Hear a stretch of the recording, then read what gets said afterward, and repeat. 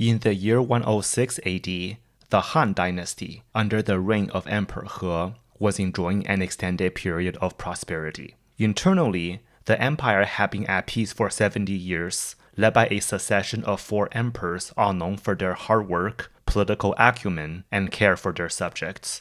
Externally, the nomadic Xiongnu, which had been a near constant threat to the Han Dynasty for centuries, had been decisively defeated, and trade routes with the outside world re-established.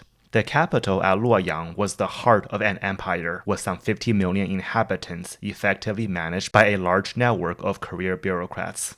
And yet, all of this would collapse within a few generations, leading to political division that persisted for the best part of the ensuing 400 years. This was not the first time that the Han Dynasty had fallen. The Han Dynasty was established in 202 BC with its capital at Chang'an in the Guanzhong region around the Wei River Valley, where it enjoyed over 2 centuries of almost uninterrupted peaceful rule, during which its subjects developed a strong shared identity under the Han Dynasty out of the myriad of local identities of the earlier warring states period. It is for this reason that ethnic Chinese are still commonly referred to as Han Chinese today. But towards the end of these 200 years, court politics became increasingly dysfunctional, and in 9 AD, the throne was usurped by a consortkin, that is, an in-law of the imperial family named Wang Mang. Wang Mang established his own dynasty named the Xin, or New Dynasty, although his rule was so unpopular that he was quickly overthrown by peasant rebels. In the ensuing civil war, a distant member of the imperial family named Liu Xiu re-established the Han Dynasty in 25 AD and reunified China in 37. With the capital city at Chang'an destroyed during this period of the Han Dynasty interregnum, Liu Xiu established a new capital city at Luoyang. For this reason, the first half of the Han Dynasty, with its capital at Chang'an to the west of Luoyang, is known in history as the Western Han Dynasty, whereas the second half of the Han Dynasty, with its capital at Luoyang to the east of Chang'an, is known in history as the Eastern Han Dynasty. The Western and Eastern Han dynasties were technically one dynasty in the sense that they were both ruled by members of the same imperial family, with the rulers of the Eastern Han Dynasty claiming the Western Han Dynasty political legacy for themselves. The sense of continuity may be seen in Liu Xiu's unique posthumous name Guangwu, with Wu meaning martial and Guang meaning to glorify, illuminate, or revitalize, together reflecting the idea that Emperor Guangwu rebuilt the Han Dynasty through military might. In traditional Chinese historiography, Emperor Guangwu is not classified as a founding emperor of a new dynasty, but rather a revitalizing emperor of a declining dynasty. But in most practical ways, the Eastern Han Dynasty was a different dynasty than the Western Han Dynasty, with a new political capital at Luoyang, a new set of political elites, and institutions that were based on, but still different than, those of the Western Han Dynasty. Emperor Guangwu ruled for 32 years, the longest reign of the Eastern Han Dynasty emperors, including 20 years as the ruler of a reunified China. He governed with an unusually soft hand for someone who had initially established himself as a military commander, internally preferring gradual policy changes over drastic reforms, and externally preferring peace over outright wars. The 2 emperors after Emperor Guangwu, Emperors Ming and Zhang, ruled for a combined 30 years until 88, and their collective reigns is generally considered to be the high point of the Eastern Han Dynasty. They built on the strong economic and bureaucratic foundations established by Emperor Guangwu to again launch major military expeditions against adversaries, including the Xiongnu, leading to the re-establishment of the Western Protectorate and the revitalization of the trade route, the Silk Road, that connected China to the outside world. Buddhism was supposed to have entered China around this time, although it remained a fringe religion for the next few centuries. Emperor Zhang died in 88 at only 32 years old, succeeded by the 9-year-old Emperor He. The court came under the control of the Dowager Empress and her brother Douxian, who ran the empire effectively while defeating the Xiongnu for good. But as Emperor He reached adulthood, he resented the power of Douxian and launched a successful coup in 92 with the support of eunuchs. Emperor He ruled personally until 106, when he too died prematurely. But while the reign of Emperor He continued to be successful, it set the stage for the factions whose struggles against one another defined the ensuing 8 decades of the Eastern Han Dynasty. Domineering consortkins, subordinate child emperors, duplicitous eunuchs, and an increasingly influential class of Confucian scholar-aristocrats. The root of these conflicts may be traced to Emperor Guangwu's lack of success in managing the societal changes that had already contributed significantly to the decline of the Western Han Dynasty. When the Western Han Dynasty was first established in 202 BC, it was still very much a political experiment. How could an empire ruling over some 50 million inhabitants across an area larger than the European Union maintain a centralized government using ancient communication technologies? The answer is that, in many situations, not very well. Although the central government could directly appoint magistrates to govern any one of the empire's 1,000 plus counties, local powers remain paramount in the towns and villages, and the centrally appointed magistrates must work effectively with local leaders to oversee their districts. The powers of local leaders grew significantly over 2 centuries of peaceful rule under the Western Han Dynasty, as wealth accumulated in the hands of a small number of families through various channels, perhaps by leveraging connections with powerful patrons, or by producing generations of government officials, or via activities such as mining and trade. Members of these powerful families increasingly began to oppress the commoners below them while more actively pursuing their interests in the capital, contributing significantly to the political dysfunction and social tensions that characterized the final years of the Western Han Dynasty. During the Han Dynasty interregnum, much of the warlordism that took place after the initial wave of peasant rebellions were driven by local elites from their respective regions of China. Emperor Guangwu, despite his brilliance as a military commander, still needed the strong backing of his own set of local elites, along with defections from the supporters of rival warlords to reunify China. Many of the local elites who had backed Emperor Guangwu in the Civil War were elevated to nobility and then entered into marriage alliances with the imperial family. As such, Emperor Guangwu was often forced to compromise with these powerful families as they blatantly accumulated land and wealth while meddling in politics. From the very beginning, the Eastern Han Dynasty social structure was characterized by a small number of highly influential elites controlling large landed estates worked by tenants and slaves. Even Emperor Guangwu, who had the strength of will to conquer a whole empire, at times had trouble enforcing punishment on the retainers of the elites who had openly committed murders around the capital city. The influence of these elites only grew during the reigns of the subsequent emperors, with the empresses of Emperors Ming, Zhang, and He all coming from the families of the Eastern Han Dynasty founding nobility. After Emperor He died young in 106, the throne passed to a 3-month-old infant, with power again held by the consortkins. The infant emperor died only 7 months later, after which the consortkins enthroned another child emperor, the 12-year-old Emperor An. This kickstarted a vicious cycle that went on to consume the Eastern Han Dynasty. The consortkins preferred to select not capable, well-educated adults from the imperial family as new emperors, but rather children who were easy to control. After these child emperors grew up, they inevitably resented the power of the consortkins and allied with palace eunuchs to purge the consortkins and their supporters, as Emperor He had done against Douxian. But once in power, the young emperors were poorly trained to rule effectively and often became over-reliant on the support of eunuchs to maintain their authority. The young emperors also frequently promoted their own in-laws to high government positions, creating a new set of consortkins to replace the ones that had recently been purged.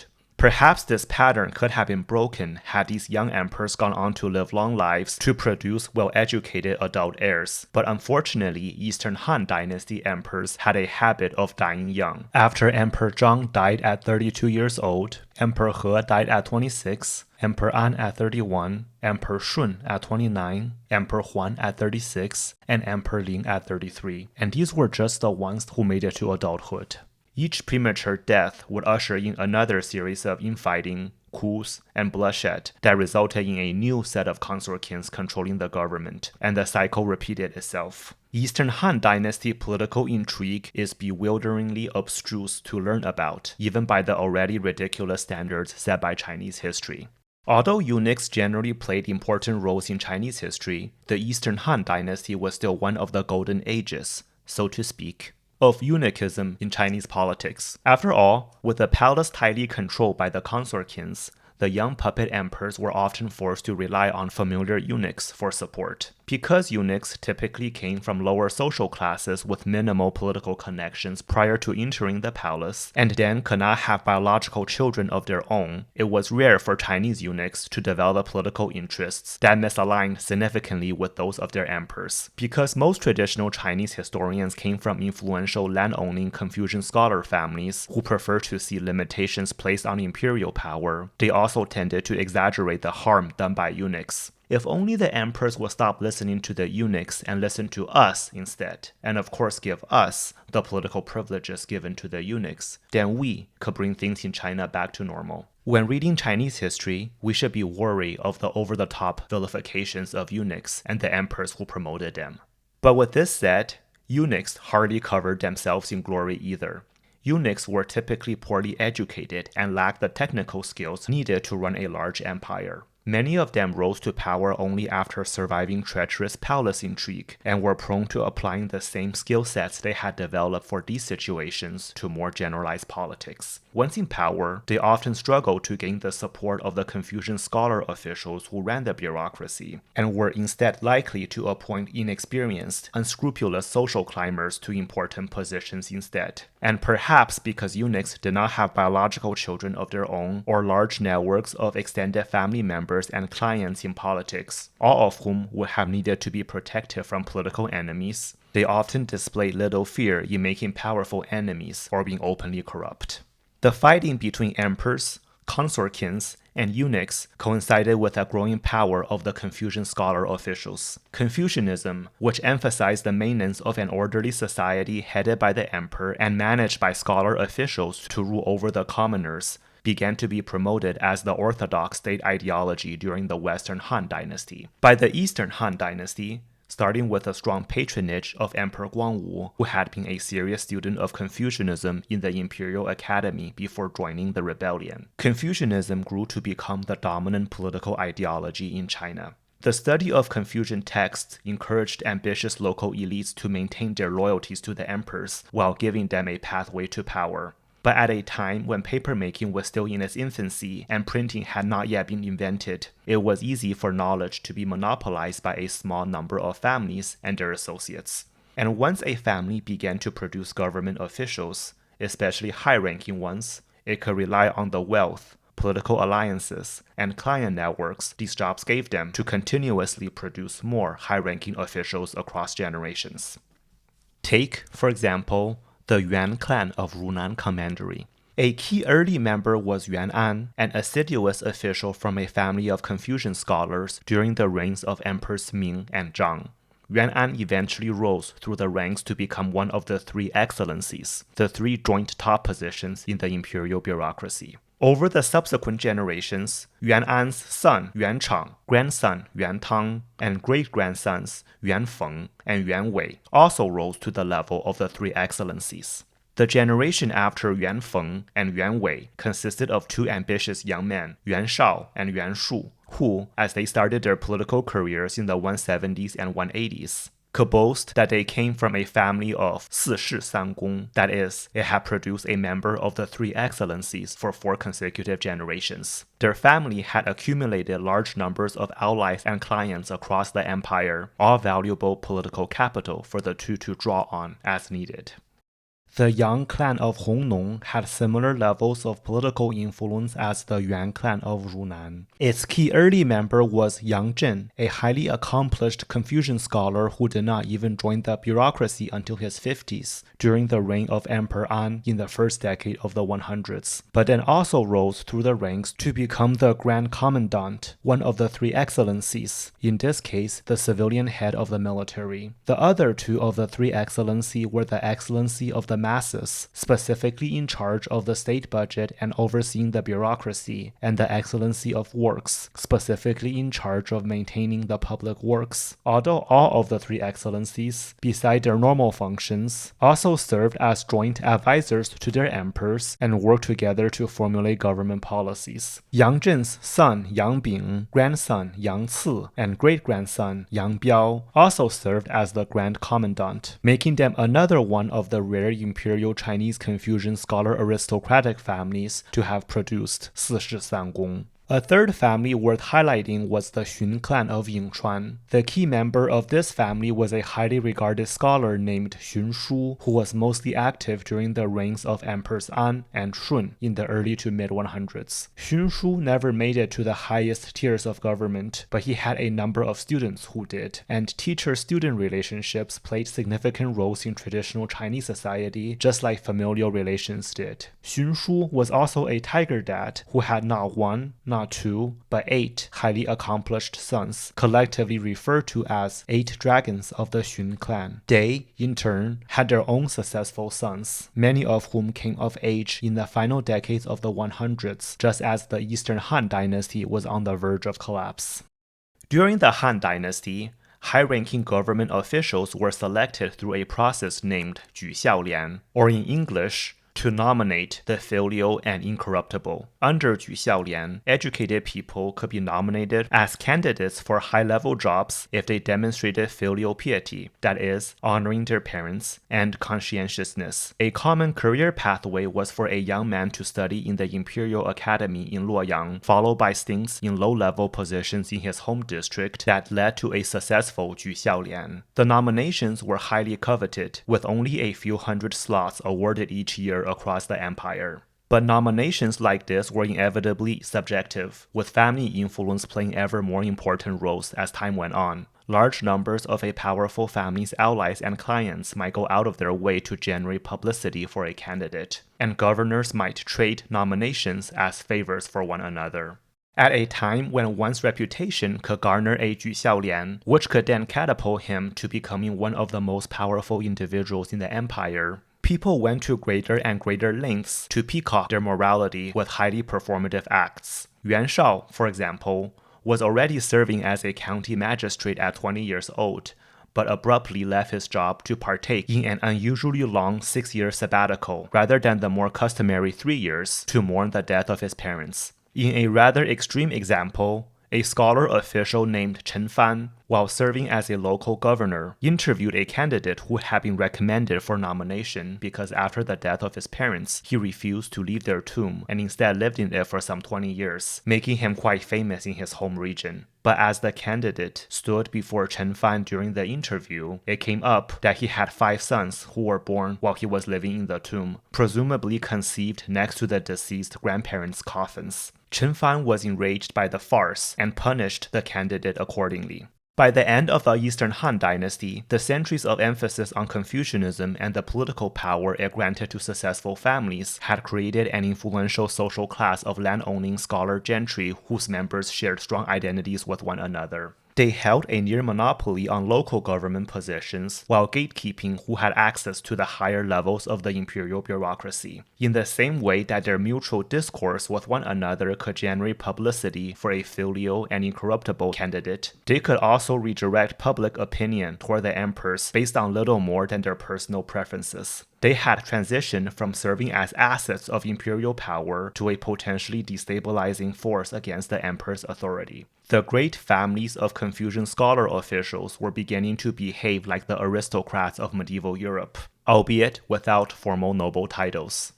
Ultimately, the legitimacy of Chinese emperors came from the concept of the mandate of heaven. Here, heaven, which could either be a supernatural deity or an impersonal force of nature, gave rulers the political legitimacy to rule over his subjects, although this legitimacy could be lost if the rulers failed to be virtuous. But for most traditional Chinese commoners who lived and died within their farming communities, the Confucian scholar gentry were typically the most authoritative people they would have encountered in their lives, and they understood their emperor's actions through the lens of these local elites. Chinese emperors, over many centuries, became increasingly adept at directing the attitudes of the gentry to maintain imperial authority over the commoners, while stamping out dissenting voices among the gentry that could lead to instability. But when the collective power of the gentry first emerged during the Eastern Han Dynasty, the emperors had little previous examples to draw from. They understandably felt threatened.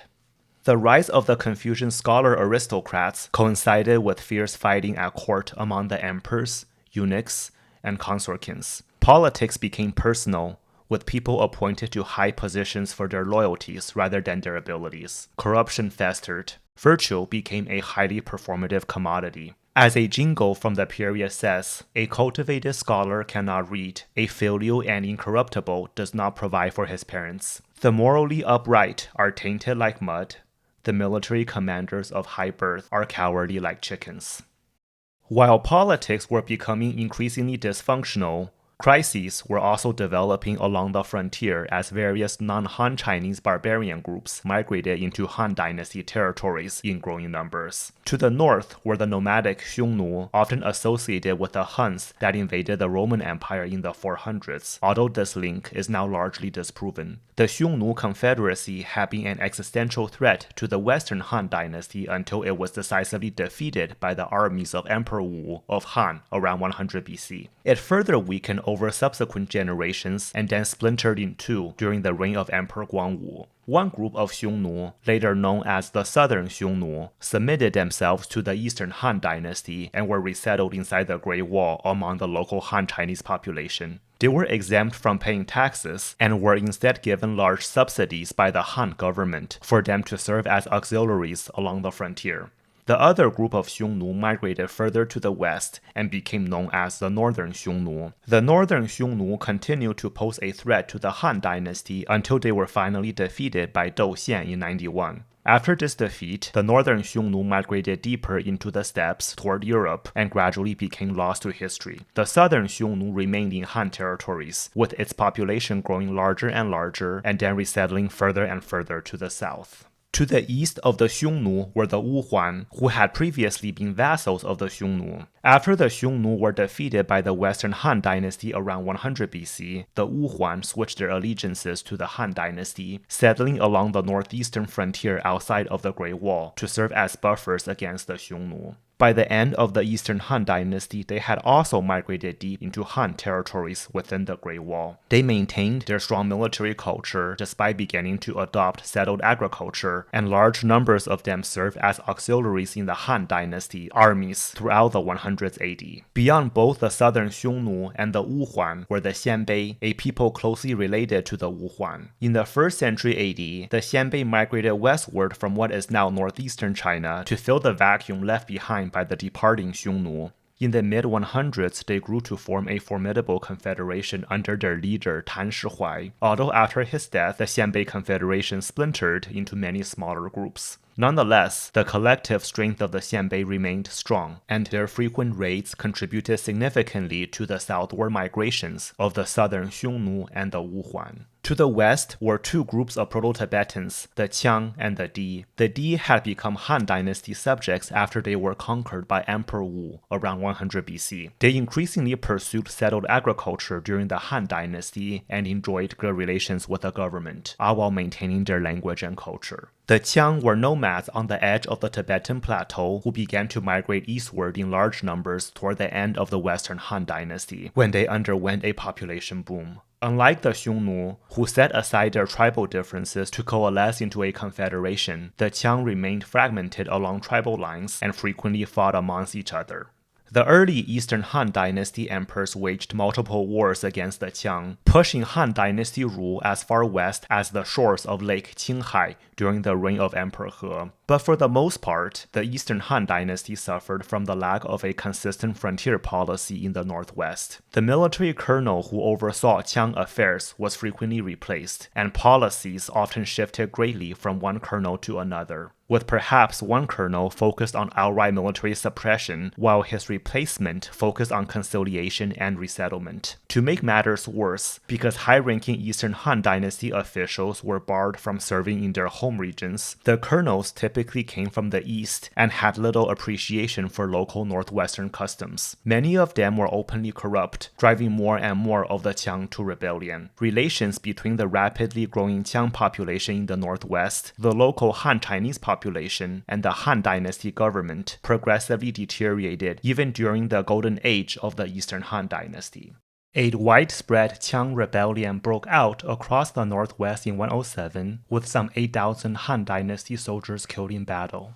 The Qiang launched attacks into the countryside around Chang'an and raided as far east as the North China Plain. Overwhelmed by the astronomical cost of maintaining stability along the northwestern frontier, the central government decided to simply abandon large regions of it to the Qiang. To enforce the withdrawal, governors ordered the local Han Chinese civilians to resettle eastward, going as far as destroying properties to force people to comply. Many people starved to death, abandoned their weak, or sold themselves or their wives and children into slavery. Others simply joined the rebellion. Order collapsed across much of the northwest, and in the end, the Eastern Han Dynasty was still forced to wage war for the next 10 years to retake the abandoned territories. Small rebellions remained commonplace, culminating in another mass rebellion from 140 to 144 that again inflicted heavy losses on the Eastern Han Dynasty. Rebellions continued after this one was put down. It was clearly not feasible for the Eastern Han Dynasty to outright abandon the Northwest like it tried to do in 108, since this was a key frontier buffer region, but attempting to hold on to the territory was also bleeding the empire dry. Meanwhile, the growing Qiang population was increasingly intermixing with the local Han Chinese population, which too was exhausted from generations of war, heavy taxation, and oppression by their local governors. Communities across the Northwest began to develop local identities distinct from that in the rest of China. And despite the best efforts of the Eastern Han Dynasty, large regions of the Northwest, especially around the bend of the Yellow River, were still gradually lost to encroaching Qiang and Xiongnu tribesmen anyway. Chang'an, once the capital of the Western Han Dynasty, became a de facto frontier city. As we approached the second half of the 100s AD, the Eastern Han Dynasty was still standing strong on the surface. The state apparatus, however dysfunctional, still maintained a semblance of stability. But at the same time, the empire was clearly facing significant challenges. It desperately needed experienced, organized leadership to steer its fortunes back on course. In 144, Emperor Shun died at the ripe old age of 29. He was succeeded by his 1-year-old son Emperor Chong, with power predictably passing to the Dowager Empress and her brother Liang Ji. Emperor Chong died less than 6 months into his reign, after which the Dowager Empress and Liang Ji enthroned the 7-year-old Emperor Zhi. The boy was surprisingly mature enough to already dislike the extreme corruption of Liang Ji, and one day publicly castigated Liang Ji in front of the gathered ministers by calling him a domineering bully general. Liang Ji responded by having the child poisoned. He and the Dowager Empress subsequently installed the 14-year-old Emperor Huan, the third child emperor to rule in less than 2 years. Liang Ji controlled the government for the next 13 years, especially after his sister, the Dowager Empress, died a few years later. Among his titles was Da Jiangjun, translated into English as the General-in-Chief, a highly prestigious position that had military origins but was by then granted to the regent. During his time as regent, Liang Ji amassed enormous wealth for himself, including by making false accusations against the wealthy, killing them, and confiscating their properties, or by simply forcing up to several thousand commoners to become his slaves. He stacked the government with his allies while readily killing off rivals who challenged his authority. He was granted special privileges before the emperor, such as being allowed to keep his shoes on and walk slowly into the imperial meeting hall, and being allowed to carry his sword in the emperor's presence. He had so many noble titles, special privileges, wealth, and political allies that there were fears of his usurping the throne, as Wang Mang, who too was a consort kin, had previously done. After cowering under Liang Ji's influence for 13 years, Emperor Huan successfully staged a coup against Liang Ji with the support of eunuchs. Liang Ji committed suicide. His entire clan was executed, and so many government officials were purged that the government could not function for a period of time. Liang Ji's property was auctioned off, yielding a final sum of 3 billion bronze cash coins, or about half a year's worth of tax income. Emperor Huan gained control of an empire with rampant corruption, a depleted treasury, and an increasingly devalued currency. The government was having worsening difficulty financing infrastructure projects and disaster relief, contributing to worsening famines and natural disasters that led to an ever-growing number of farmers going bankrupt. Another long war between the Han and the Qiang started almost immediately after Emperor Huan took control of the government. The Han war effort was led by 3 generals, Huang Fugui, Zhang Huan, and Duanzhong, all of whom, rather unusually based on Han Dynasty precedents, were locals from the northwestern frontier. Huang Fugui and Zhang Huan placed an important emphasis on reconciliation with the rebels, while Duanzhong was a brutally effective general who won many bloody victories against the Qiang. The fighting against the Qiang lasted until 168, the final year of Emperor Huan's reign. It again devastated much of the northwest and again caused a significant drain on the empire's already overstretched resources. One junior officer who made a name for himself during these wars was Dong Zhuo, the son of a low-ranking official from the northwest. As a young man, Dong Zhuo was athletic and excelled at horse archery, which the inhabitants along the northwestern frontier were famous for, even if he was poorly educated by the standards of the Confucian gentry. He also traveled around the region and befriended large numbers of Qiang tribesmen, especially since he himself may have had mixed Han and barbarian ancestry. Dong Zhuo was eventually recruited into the local army to fight against bandits and marauding Qiang, distinguishing himself in battle as a junior officer. He was selected to join the Imperial Guards. It was a Western Han Dynasty tradition that was continued into the Eastern Han Dynasty of recruiting Imperial Guards from the northwestern frontier, and while in Luoyang he met Zhang Huan, subsequently joining Zhang Huan's officer corps in the wars against the Qiang. While serving under Zhang Huan, Dong Zhuo further distinguished himself in battle while demonstrating significant concern for the welfare of the soldiers under his command. In the capital, Emperor Huan relied heavily on eunuchs to maintain his rule, awarding marquisates to 5 of the most senior eunuchs who had backed him against Liang Ji. To help replenish the treasury, Emperor Huan began to sell off honorific titles, considered a disgraceful act even if these titles granted their holders little real authority. Although Emperor Huan was not oblivious to the growing power of eunuchs and at times tried to limit their power, his general reliance on eunuchs to do his bidding still angered many Confucian scholar officials who tended to see themselves as pure in opposition to the foul eunuchs. One prominent critic of society's corruption and declining morals was Chen Fan, who in his younger days had punished the filial and incorruptible candidate for desecrating his parents' tomb. A stern, scrupulous, and widely respected official, he was by then approaching his 70s after spending many years in the bureaucracy, eventually rising to one of the top positions in the empire. Another prominent critic was Li Ying, the metropolitan governor of Luoyang, and a close friend of Chen Fan. Thought leaders such as Chen Fan and Li Ying had a great deal of support among the 30,000 or so students in the Imperial Academy, and in their words, Chen Fan stands up to the powerful. Li Ying is the role model for all of China. Li Ying was so popular and had so much influence among the Confucian gentry, whose members were growing more and more influential each year, that it was said a single praise or criticism from him could instantaneously elevate or damn a person's reputation and career. Led by people such as Chen Fan and Li Ying, the educated elites increasingly began to publicly discuss politics among themselves while criticizing the emperor's actions. Some local governors went as far as executing the associates of powerful eunuchs despite Emperor Huan's pardon. Tension came to a head in 166 when a Taoist master aligned with the eunuchs directed his son to commit a murder around the capital. But before Li Ying could execute the murderer, Emperor Huan ordered a general pardon across the empire. Li Ying had the murderer executed anyway.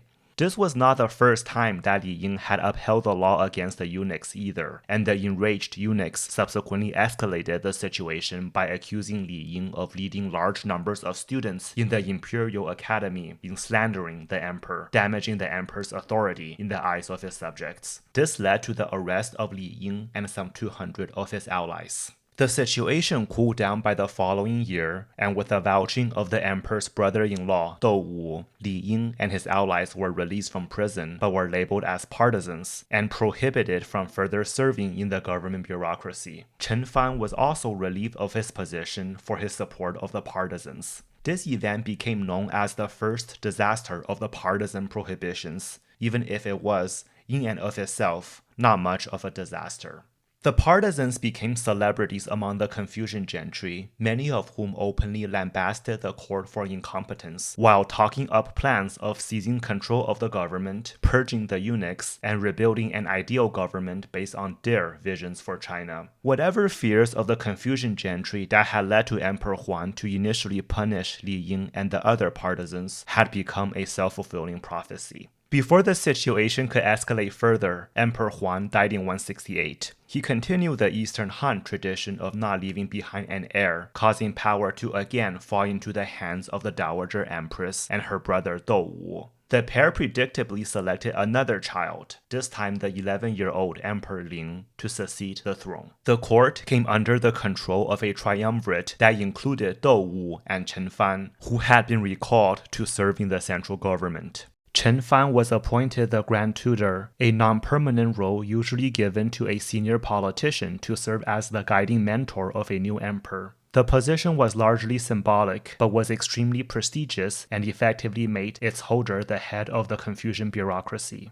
Only a few months into his reign, Emperor Ling already began to show favoritism toward the eunuchs against the interests of the Confucian scholar officials. Faced with the growing threat of the eunuchs, Chen Fan suggested to Dou the nuclear option of simply mass murdering every eunuch in a position of power. Dou understandably hesitated, but finally agreed. Unfortunately for the plotters, Dou's procrastination allowed their plans to be discovered, forcing Dou to hastily gather an army in Luoyang against the eunuchs. In the ensuing standoff, Dou was abandoned by his soldiers, and he killed himself in despair. Chen Fan was also arrested and murdered. In this manner, Emperor Ling, with the backing of the eunuchs, seized control of the government from the consortkins and the Confucian bureaucracy only a few months into his reign. The retributions were swift and brutal. Except for the Dowager Empress, who was placed under house arrest, Dou's entire family was killed. Over 100 people designated as partisans, including Ling, were executed, with their wives and children exiled to remote parts of the empire. Another 600 to 700 more people across China, including Confucian scholars, influential local elites, and enemies of the eunuchs, were killed, imprisoned, or exiled. This far-reaching purge became known as the second disaster of the partisan prohibitions. Eunuchs dominated politics for the rest of Emperor Ling's reign, which lasted until 189. Many eunuchs were ennobled, and only the allies of eunuchs had access to top government positions. Those who wanted to stay in power, such as members of the Yuan clan of Runan, collaborated with the eunuchs to do so. Emperor Ling remained emotionally subservient to the eunuchs even as he grew into adulthood, going as far as referring to one senior eunuch as his father, and another senior eunuch as his mother. Different factions of eunuchs competed against each other for influence, bringing politics further into chaos.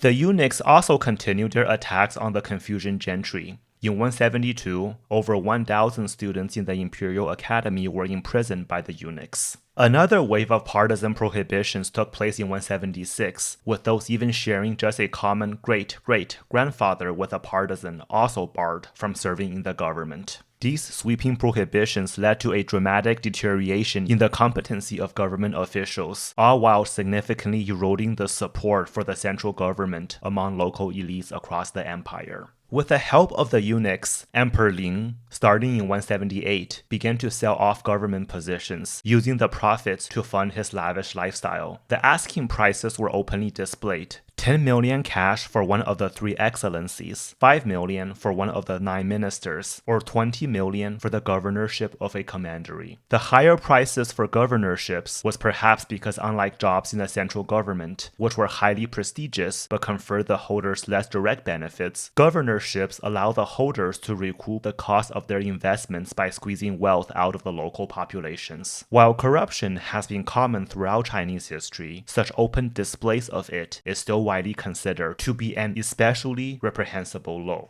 The decades of political strife, beginning in the mid-century and extending into the reigns of Emperors Huan and Ling, led to widespread suffering across the empire. Corrupt officials squeezed more and more out of the poor. Large numbers of farmers went bankrupt and were forced to become tenants and slaves of the local elites. Still others became displaced people who migrated from one district to another, and attempts at encouraging them to return to their home districts or resettling them were only partially successful. local unrest became increasingly common, initially just affecting individual counties, but then growing to affect larger and larger regions. Before continuing with our narrative, it is important that we take a moment to familiarize ourselves with the general geography of the late Eastern Han Dynasty, which had a recorded population of 49 million in the census of 140 and 56.5 million in the census of 157. Although it was common for various groups of people, such as non-Han Chinese barbarians or the tenants and slaves of the local elites, to be undercounted or outright excluded. Most of the population lived in northern China, usually defined as north of the line formed by the Qin Mountains and the Huai River. In northern China, the most densely populated regions were the lands on either side of the Yellow River downstream of Luoyang, as well as the Central Plains, the vast expanse between the Yellow and Huai Rivers. The basic Han Dynasty administrative unit, as with most other periods of Chinese history, was the xian, translated into English as county, with magistrates appointed directly by the central government. There were roughly 1,200 counties in the late Eastern Han Dynasty, some of which were designated as fiefs for nobles or members of the imperial family, although their administrations were similar to the non-fief counties. A number of counties, usually 10 to 15, were administered under a commandery, the taishou, or governors, of the approximately 100 commanderies in the late Eastern Han Dynasty were responsible for the administrative, military, and judicial affairs in their districts. Some commanderies also served as the fiefs of imperial family members and were designated as principalities rather than commanderies. Principalities were headed by the xiang, translated into English as chancellors, although the responsibilities of the chancellors were nearly identical to those of the governors. A third unit of government, the zhou, usually translated into English as province, also existed for much of the Han Dynasty. The late Eastern Han Dynasty consisted of 12 provinces, each headed by a provincial inspector and a special central administrative region. When the position of the provincial inspector was first conceived under the reign of Emperor Wu around 100 BC, it had highly specific responsibilities. The inspector traveled around his province in fixed times each year to primarily audit the performances of the governors and chancellors, and then physically return to the capital to report their findings directly to the central government. The provincial inspectors were ranked significantly below the governors and chancellors, with the idea that having junior officials audit their seniors would make collusions less likely. Inspectors who excelled at their jobs could then be fast-tracked to governorships and chancellorships. The inspectors' responsibilities are reflected by the Chinese name for the position,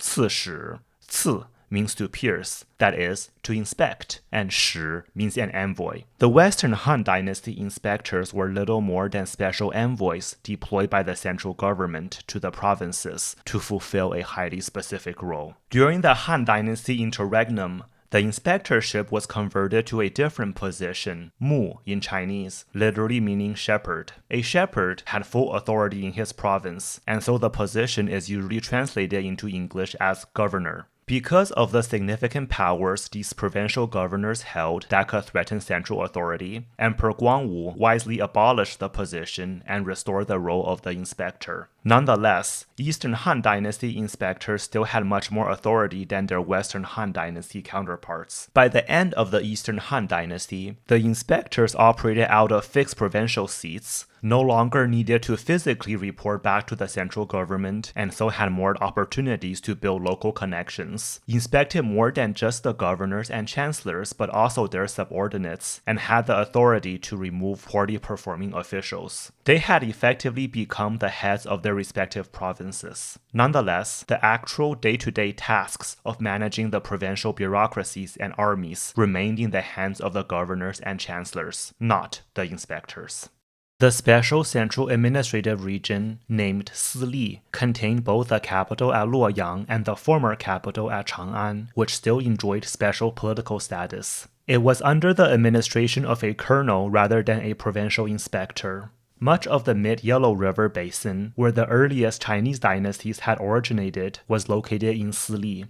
Towards the end of the Han Dynasty, Sili still contained some of the wealthiest, most densely populated areas in China, although it was gradually losing its influence to regions further east and south that had experienced much more significant population growth during the Han Dynasty. The western half of Sili, which consisted of the Guanzhong region around Chang'an, was frequently devastated by the wars against the Qiang and becoming depopulated with each passing year. In 140, the population of Sili was 3.1 million, or 6% of the total Eastern Han Dynasty population. Not insignificant, but also not overly dominant either, given its central political importance. To the east of Luoyang were the Central Plains provinces of Yu and Yan. Yu province, to the southeast of Luoyang, was centered around a number of rivers, especially the Ru and Ying rivers, that flowed southeastward into the Huai River. Yan province, to the northeast of Luoyang, was centered around the mid to lower Yellow River and the Ji River, a prominent ancient river which no longer exists because the modern Yellow River has taken over much of its lower course. Both Yu and Yan provinces were rich in agriculture, traversed by a wide network of navigable rivers and canals, and densely populated. In the census of 140, Yu province had 6.2 million inhabitants and Yan province 4.1 million, combining for over 20% of the total Eastern Han Dynasty population.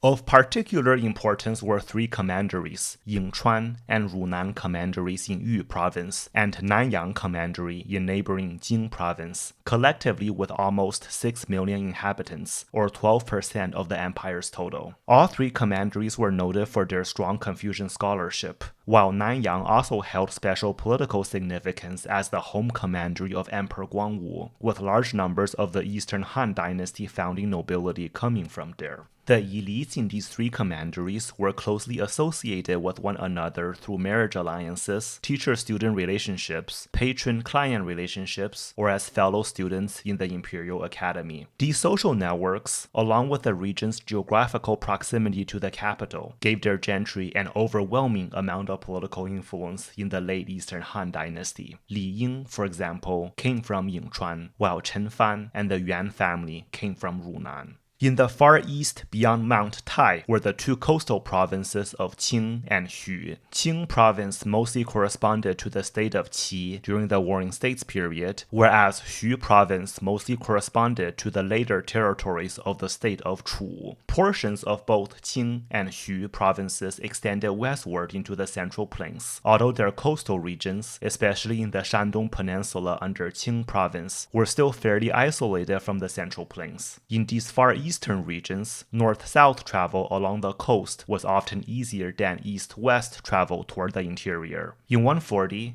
Qing province had 3.7 million inhabitants and Xu province 2.8 million, together making up 13% of the Eastern Han Dynasty population.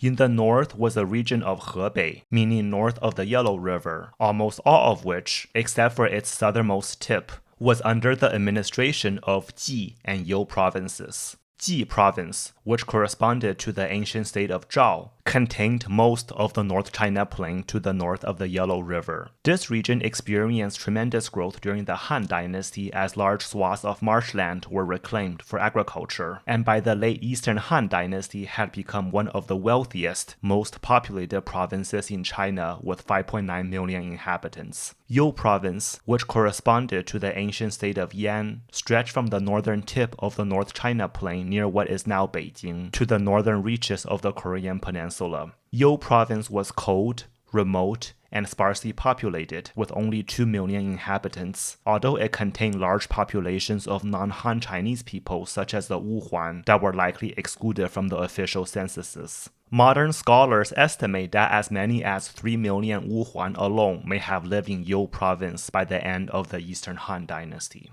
Hebei was perhaps the most advantageous base for an ambitious warlord to establish himself in a potential civil war. It was one of the richest parts of the empire, well protected by the Yellow River to the south and the Taihang Mountains to the west, and had a large military-ready population, including nomadic cavalry, to recruit from. This was the base of Emperor Guangwu during the Han Dynasty interregnum from which he unified the rest of China, and someone else might very well look to copy his example. Further inland were the two mountainous frontier provinces of Bing and Liang. Bing province consisted mostly of the highlands south of the Yin Mountains and around the bend of the Yellow River, while Liang province consisted of the mountainous edge of the Tibetan Plateau, including the Hexi Corridor, the long, narrow strip of land between the Qilian Mountains and the Gobi Desert that connected the Chinese seaboard to the rest of Asia. The combined registered population in the two provinces was barely above 1 million, although both provinces also had large populations of barbarians, the Xiongnu in Bing province and the Qiang in Liang province, that were likely not counted in the official censuses.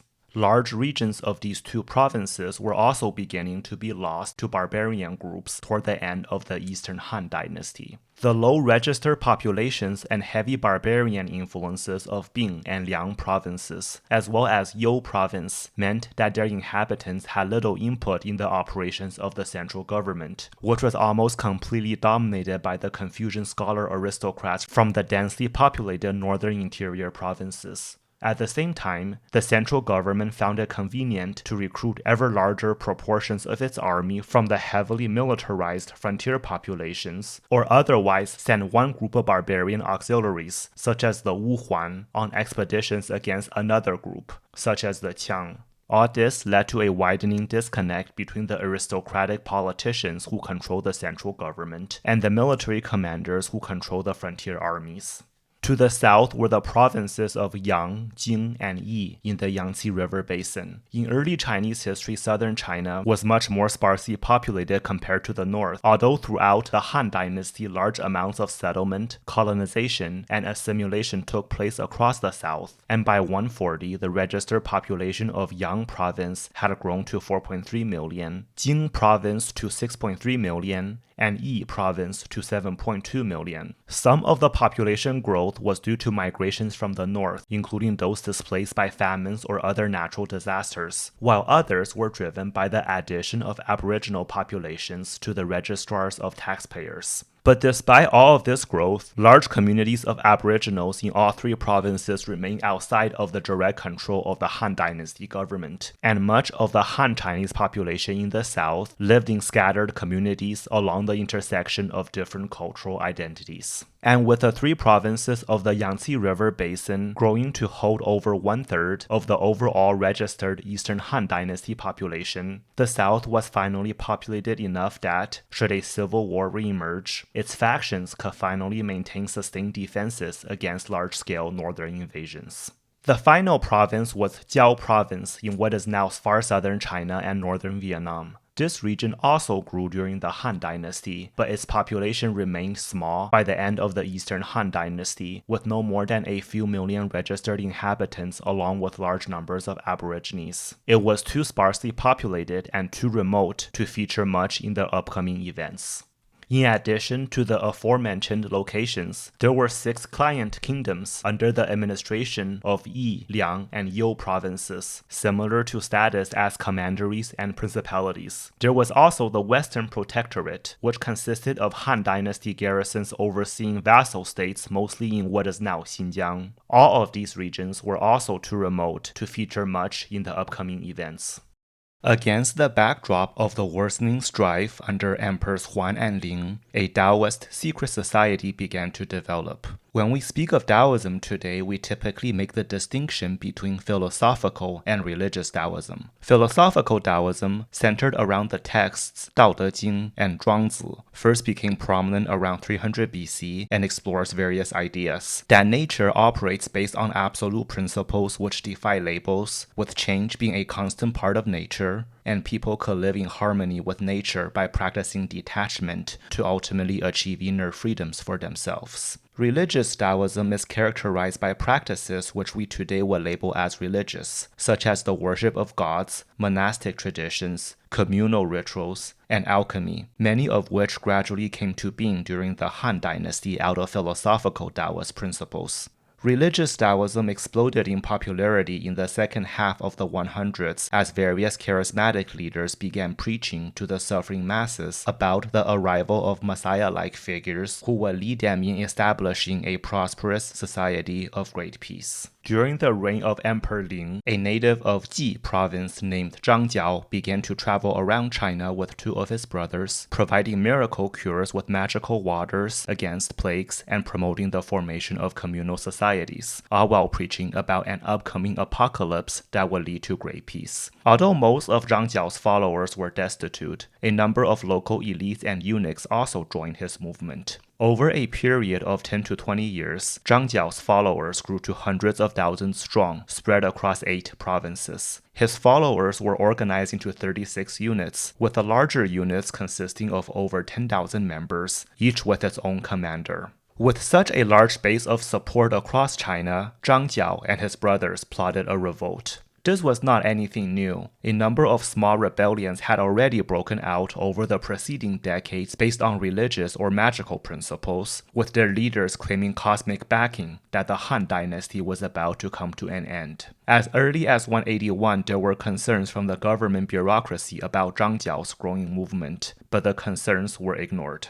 A prophetic slogan began to spread among Zhang Biao's followers. The blue sky has died, the yellow sky will rise. When the year of Jiazi arrives, good fortunes shall return to China. The blue sky referred to the Han Dynasty, the yellow sky to Zhang Biao's movement, and Jiazi to the starting year of the 60-year Chinese calendar cycle, or the year 184. Zhang Biao coordinated with his subordinates to simultaneously launch rebellions across China, with a number of eunuchs even agreeing to help seize the capital in a surprise attack. The plot against Luoyang was foiled shortly before its scheduled date in the 3rd month of 184, forcing Zhang Biao to launch the rebellion a month ahead of schedule. The rebels identified each other with yellow cloths wrapped around their heads and thus became known as the Yellow Turbans. All across China, the Yellow Turbans defeated local armies, captured cities, kidnapped members of the local nobility, and forced officials to flee from their posts. The rebellion was concentrated in 3 regions. 1. Yulu Commandery in Ji Province, Zhang Biao's home commandery. 2. Guangyang Commandery in You Province, where the rebels killed both the governor and the provincial inspector. And 3. The big 3 commanderies of Yingchuan, Runan, and Nanyang. The governor of Nanyang Commandery was killed, and large areas of all 3 commanderies were quickly occupied by the rebels, posing a direct threat against nearby Luoyang. In response to the rebellion, Emperor Ling appointed his brother-in-law He Jin as the general-in-chief and granted him the authority to lead the makeshift forces defending Luoyang. An amnesty was finally issued to the blacklisted partisans, especially since they might otherwise be convinced to join the rebels. Armies were rushed into the field. Lu Zhi, a renowned Confucian scholar turned general, led the army in Ji province that faced off against Zhang Biao's army. Huang Fusong, the nephew of Huang Fugui, who had fought against the Qixiang in the 160s, and Zhu Jun, a native of Yang province in the far southeast, led armies into Yingchuan and Runan. The pair quickly pacified these 2 commanderies, killing tens of thousands of rebels in the process. Zhu Jun subsequently led his army into Nanyang Commandery to fight against rebels based out of Huan, the commandery seat, with Zhu Jun finally prevailing. During the fighting around Huan, one of Zhu Jun's officers named Sun Jian, who came from Zhu Jun's home region in the Yangtze River Delta and had been recruited by Zhu Jun to join him against the Yellow Turbans, distinguished himself in battle by leading an assault against the defenders of Huan and then being the first Han soldier to scale its walls.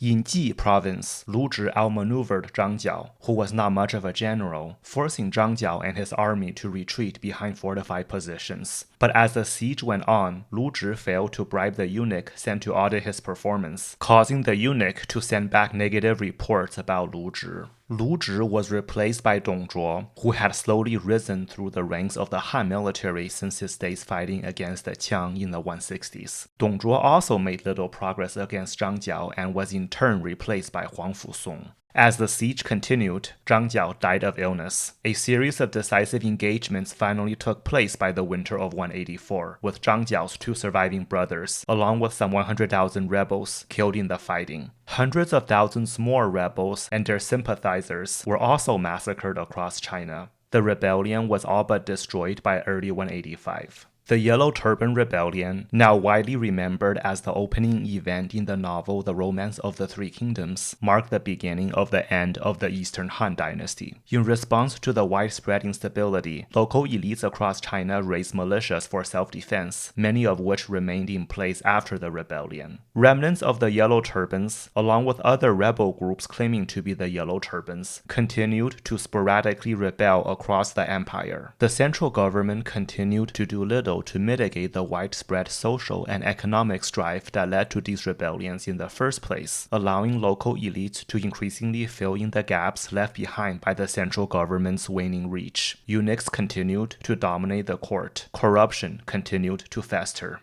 Emperor Ling dealt with all of this by building more palaces and living lavishly, financing his lifestyle by raising taxes on his already desperate subjects and selling off yet more government positions. On one occasion, Emperor Ling had to sell off one of the three excellencies at a discount of 5 million cash coins instead of the listed price of 10 million, and afterwards complained openly that if he had just held on for a bit longer, he could have sold the position for the full price. In the northwest, the Qixiang and the local Han Chinese population again rebelled. The rebels, led by a number of local leaders including Han Sui and Ma Teng, both of whom started their careers as low-ranking Han Chinese officials, occupied much of the northwest and drove to the outskirts of Chang'an multiple times. The fighting seesawed for years across Liang province, like it already did in the 110s, 140s, and 160s. Facing the rebels were the armies of Huang Fu and Dong Zhuo, both of whom grew increasingly influential as the years went on. In the northeastern You province, incursions from the Xianbei and Wuhuan worsened, culminating in a large Wuhuan rebellion in 187 led by a disgruntled Han Chinese official named Zhang Chun. In the southwestern Yi province, another rebellion claiming to be the Yellow Turbans broke out in 188. To deal with these crises, an official and a distant member of the imperial family named Liu Yan suggested broadening the authority of the provincial inspectors by bringing back the role of the provincial shepherd, that is, the provincial governor, in select critically unstable provinces.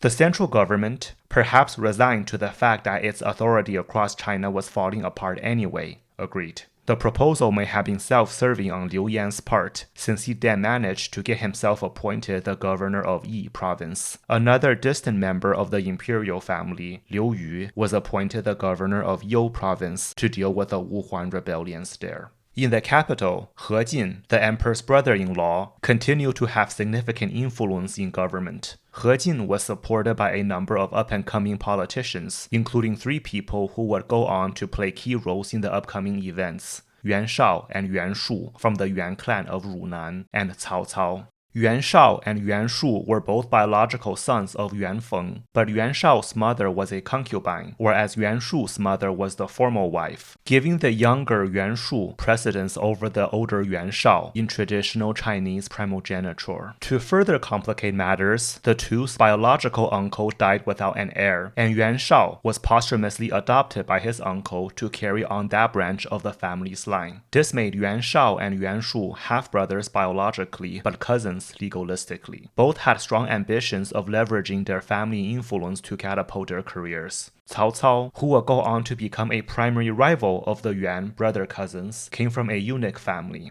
His father was the adopted son of Cao Teng, a high-ranking eunuch during the reigns of Emperors Shun and Huan, who, rather unusually for a eunuch, was noted for his integrity and was well respected even by the Confucian scholar officials. Cao Cao was nominated as a filial and incorruptible at a young age and served in various local positions before working under He Jin in the central government.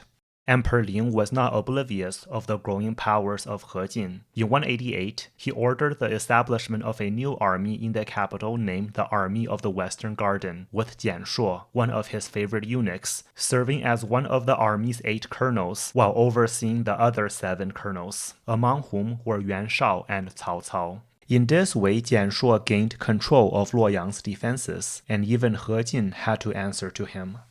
Fighting continued in the northwest. Tensions were also growing between Huang Fu and Dong Zhuo, who by then had some of the most battle-hardened soldiers in the empire under their command. The central government, perhaps worried about Dong Zhuo's growing influence, tried to remove him from his army by promoting him to a position in the central government, a common tactic used throughout Chinese history. Dong Zhuo flat out refused the appointment, claiming that his soldiers, who were personally loyal to him, would not let him leave. Dong Zhuo then began to slowly march his army eastward toward Luoyang as a threatening gesture. The central government could no longer muster the authority to hold Dong Zhuo accountable, and tried to further appease him by offering him the governorship of Bing province if he will only hand over his army to Huang Fusong. Dong Zhuo again refused. In 189, just as the empire was starting to fall apart, Emperor Ling died. While there have been many poor emperors in Chinese history, we typically still try to evaluate their legacies based on the broader context of their times, rather than resort to giving them stock labels. Perhaps a tyrant was brutal, but his actions may have been done in response to the unique challenges of his time. Perhaps he was dissolute in his personal life, but still worked hard to fulfill his public responsibilities. An otherwise talented emperor might have made poor choices in his final years, but frailty is something that could afflict anyone in old age. A young emperor might have made catastrophic blunders, but at least he did not know any better. A lazy emperor had the common sense to trust his advisors, whereas an industrious emperor who did more harm than good at least tried. An outwardly weak emperor may still have enacted excellent policies, while a self-interested one may still have people rationalizing his selfishness in the context of the greater good. And then there were those who, despite being poor rulers, still had human qualities which we admire. Perhaps he was a great artist, or a passionate lover, or cared deeply about the people around him. But in the case of Emperor Ling, his reign was just pure, unadulterated awfulness. His greed and selfishness, culminating in his openly auctioning off government positions, is considered one of the lowest of the lows in Chinese governmental history. He ticked off just about every box in the checklist for poor emperors. Putting to death well-regarded people? Check. Neglecting his responsibilities as his empire fell apart? Check. Living a decadent lifestyle? Check. Utilizing corrupt eunuchs? Check, check, check. Even if we were to grant him every benefit of the doubt by analyzing his decisions in the broader socio-economic context of his time, it is still hard to provide him with an epitaph any more than, "This guy sucked." There is one more item on the checklist for poor emperors: leaving behind an unstable succession, and for this, Emperor Ling also receives extra checkmarks from us. At the time of his death, he had two sons who survived infancy. The 13-year-old Liu Bian was a son of Empress He and had all the rights to succession per traditional Chinese succession laws. But Emperor Ling thought that the 8-year-old Liu Xie, whose mother was a concubine, showed more maturity to be emperor. Liu Xie's mother had been poisoned by a jealous Empress He shortly after his birth, and Liu Xie was raised by his grandmother, the Dowager Empress Dong. Even on his deathbed, Emperor Ling did not name an heir, instead placing the younger Liu Xie under the protection of the eunuch Jianshuo.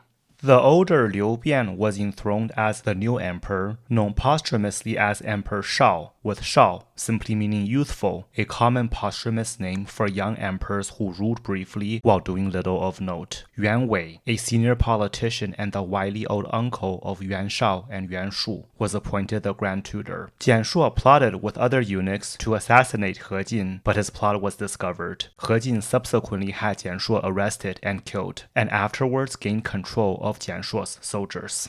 He Jin and the Dowager Empress He moved quickly to further consolidate their control of the government by installing large numbers of allies in key positions. Emperor Ling's mother, now the Grand Dowager Empress Dong, was also targeted. Her brother was arrested and killed, while she was exiled from Luoyang and then almost immediately died in mysterious circumstances. In this way, the 8-year-old Liu Xie, ennobled as the Prince of Chenliu, lost his main protector in the power struggle that pitted him against his older half-brother. There remained one elephant in the room: what to do with the eunuchs that Emperor Ling had left behind. Yuan Shao, ever so ambitious, encouraged He Jin to kill the eunuchs in the same way that Chen Fan had tried to convince Dou to do 20 years prior. But He Jin also hesitated, especially since he had trouble getting the Dowager Empress to agree to the plan. Yuan Shao then suggested that they could summon outside armies to Luoyang to serve as additional support against the eunuchs.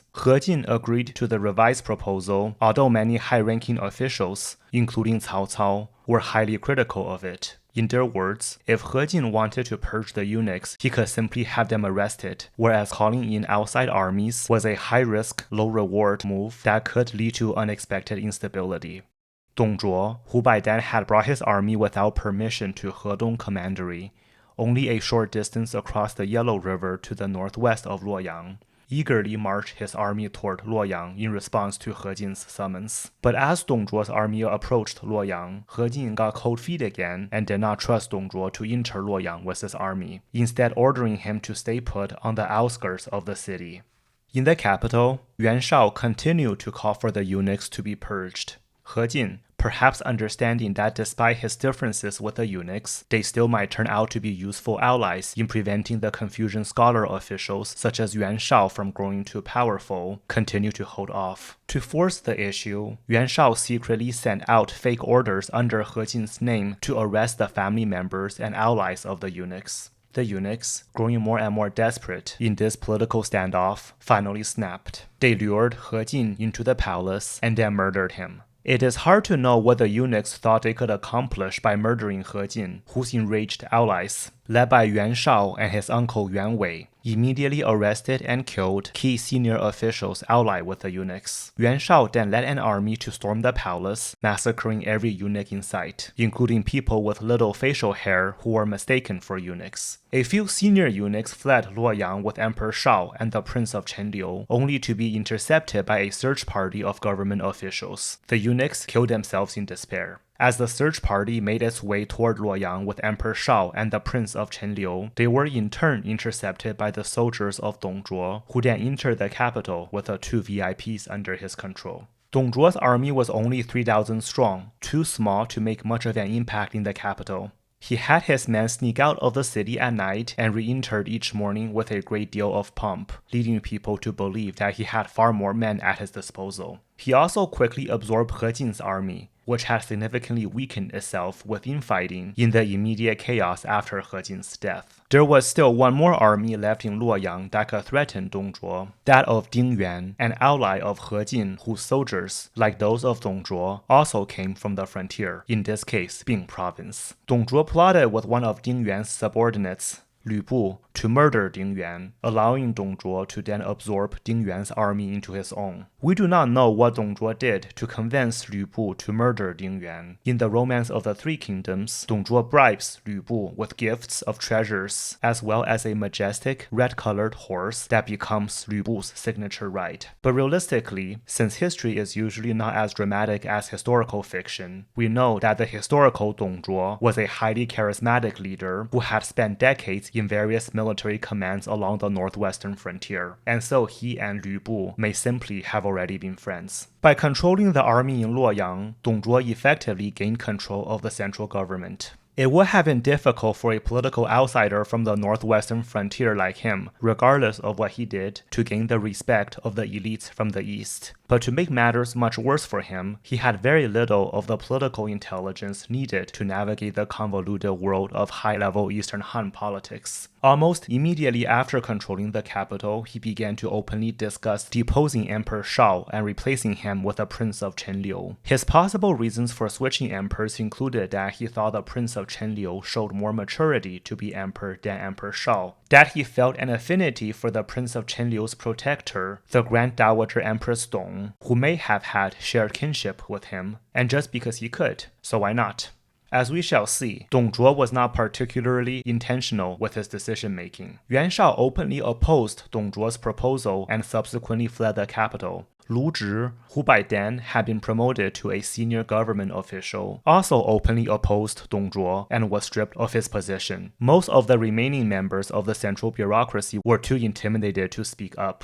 At this moment, Yuan Wei, ever the opportunist, provided the critical backing that Dong Zhuo needed from a high-ranking official to push his proposal through. Emperor Shao was deposed after ruling for only 4 months, and the Prince of Chenliu was enthroned as the new emperor, known posthumously as Emperor Xian. Not long after, Dowager Empress He was poisoned. Dong Zhuo took the title of Xiangguo, translated into English as the Chancellor of State, putting him as the head of the civilian government even above the three excellencies. A similar position existed under a wide variety of names in various Chinese dynasties, although it was noticeably absent for much of the Eastern Han Dynasty because the government, starting with Emperor Guangwu, had put significant emphasis on the separation of powers among members of the bureaucracy. Dong Zhuo, as Chancellor of State, fulfilled a similar role in government as Liang Ji and He Jin had done as generals-in-chief. And like Liang Ji before him, Dong Zhuo was also granted special privileges such as walking slowly in the presence of the emperor and carrying his sword with him into the imperial meeting hall. Despite having just angered much of the Confucian bureaucracy, Dong Zhuo still went out of his way to ingratiate himself with its members in order to assemble a functioning government under his control. He collaborated with two of the three excellencies, Yang Biao, the Grand Commandant and a member of the Yang clan of Hongnong, and Huang Wan, the excellency of the masses, to officially rehabilitate partisans such as Chen Fan and Dou Wu, finally bringing closure to over 2 decades of fierce power struggles between the Confucian gentry and the eunuchs. The final position in the three excellencies, the Excellency of Works, went to Xun Shuang, a top Confucian scholar and one of the 8 dragons of the Xun clan of Yingchuan. He had previously served in a number of high-ranking central government positions, but was blacklisted by the eunuchs and then spent over 2 decades away from the government engaging in teaching and scholarship. Already in his 60s, he was recruited by Dong Zhuo and handed one promotion after another in quick succession, rising from civilian to one of the three excellencies in only 93 days. Many of Dong Zhuo's political appointments were nonetheless pressured into accepting his job offers. Cai Yong, another leading scholar of the day, only accepted Dong Zhuo's promotion because Dong Zhuo threatened to murder him and his family if he refused. Dong Zhuo very well might have thought that he was being earnest in handing out so many big promotions, especially since he also did little to promote his own soldiers. But like so many other things that Dong Zhuo got involved with, the good was outweighed by the bad. He remained brutal and short-tempered, leaving the people around him in constant fear of potential outbursts. One time, when an official criticized him for breaking decorum, he immediately had the official beaten to death. He also significantly devalued the currency by issuing large amounts of substandard coins, leading to worsening economic instability. He had difficulty controlling his soldiers, enabling them to openly loot around Luoyang, which led to a great deal of local resentment against his rule. Dong Zhuo continued to appoint more Confucian scholars to high government positions, including to inspectorships and governorships away from the capital city. He went as far as awarding Yuan Shao, who had only recently defied him, the governorship of Bohai Commandery in the Far East to appease the Yuan clan of Runan and its allies. He also gave promotions to Yuan Shu and Cao Cao in Luoyang, both of whom fled the capital instead.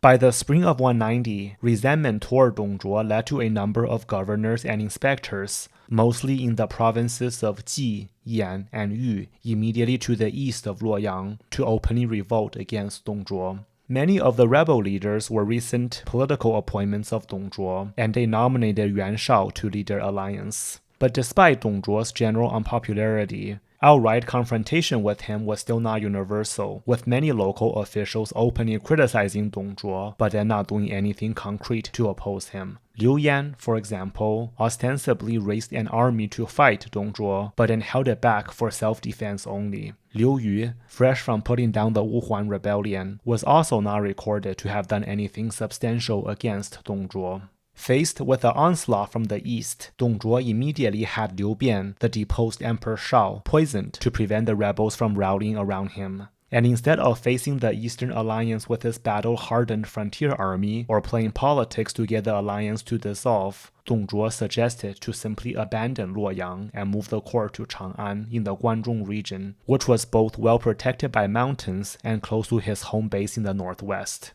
Yang Biao vehemently opposed Dong Zhuo's proposal, warning Dong Zhuo that it is easy for an empire to descend from stability to disorder, but difficult for it to recover from the disorder and regain stability. Huang Wan also sided with Yang Biao. Xun Shuang, worried for the safety of these two, tried to defuse the immediate tension by agreeing with Dong Zhuo's plan. Dong Zhuo subsequently demoted both Yang Biao and Huang Wan and replaced them with two more politicians, Zhao Qian as the Grand Commandant and Wang Yun as the Excellency of the Masses. Two other officials who opposed the move were executed.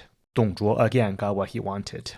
There was one more person who could have stopped Dong Zhuo, Huang Fusong, perhaps the most influential military commander in China at the time, stationed in Guanzhong with one of the largest, most battle-hardened armies in the empire. Even if he did not feel comfortable fighting against Dong Zhuo in open battle, all he needed to do was to shut off the mountain passes on the eastern approaches of Guanzhong, and Dong Zhuo would have been immediately trapped in Luoyang, surrounded by hostile armies on all sides. But Huang Fusong dallied. He had spent his entire career in the imperial bureaucracy, slowly rising through the ranks with scrupulous hard work, and perhaps at this moment, he did not feel comfortable in opposing the higher authority that he had spent his whole life obeying, even if it was by then under the control of an autocrat. And so, when Dong Zhuo offered Huang Fusong a position in the central government in exchange for giving up his army, Huang Fusong acquiesced and went to Luoyang, giving up his chance to leave a mark in history in the upcoming events. Dong Zhuo prepared to move the court westward to Chang'an. He accused large numbers of the wealthy around Luoyang of crimes, killed them, and confiscated their properties. In one particularly notorious incident, as Dong Zhuo and his soldiers passed through a town near Luoyang where a festival was taking place, he allowed his soldiers to kill the men and take the women captive, and afterwards triumphantly display the heads of the victims, claiming that they were those of local bandits killed in battle. The inhabitants of Luoyang and the surrounding towns and villages who survived Dong Zhuo's initial wave of brutality were force-marched westward to Chang'an, with large numbers of them starving or stampeding one another to death. The bodies of the victims littered the road from Luoyang to Chang'an. The buildings in Luoyang and its surrounding regions were burned to the ground. The mausoleums of the Eastern Han Dynasty emperors, along with the tombs of high-ranking officials, were looted. Cai Yan, also known as Cai Wenji, the daughter of Cai Yong and a highly accomplished scholar in her own right, was among the civilians in Dong Zhuo's forced march, and many years later, she wrote about her experiences in one of her few surviving poems. Dong Zhuo's soldiers arrived in the east, their armor gleaming under the sun. The inhabitants of the plains are fragile and weak. The soldiers they faced were barbarians and Qixiang. They trampled our fields and destroyed everything along their paths. They massacred their victims without sparing anyone, leaving the bodies strewn together. On the sides of their horses hung severed heads. On the backs of their horses they carried kidnapped women. They drove us westward along treacherous roads, cursing at us, degrading our dignity, beating us with sticks. In the mornings, weeping, we began our marches. At night, we sat forlornly by. We pondered a death that would not arrive. We thought to live on, but the future remained bleak. Oh heaven, what have we done to deserve all of this? With the security provided to him by the geography of Guanzhong, Dong Zhuo finally felt ready to escalate the conflict against his enemies to the east. Yuan Wei, perhaps thinking that he was too important to be purged and believing that he had done enough favors for Dong Zhuo to be protected anyway, remained at court despite his two nephews openly rebelling against Dong Zhuo. Dong Zhuo had Yuan Wei, along with some 50 members of his family, rounded up and executed. After this, only Yuan Shao and Yuan Shu, still backed by their armies in the field, remained capable of carrying on the Yuan family's political legacy. Xun Shuang began to plot with other officials, including Wang Yun, the Situ, or the Excellency of the Masses, to remove Dong Zhuo from power. But he died of illness in the summer of 190, only a few months after the court had relocated to Chang'an. The rebel armies continued to threaten Luoyang from the east, although they were becoming less and less of a concern for Dong Zhuo. The Eastern Han Dynasty central government, with Dong Zhuo at the helm, had lost its authority over most of China. Local leaders were finally free to fight openly against one another as warlords.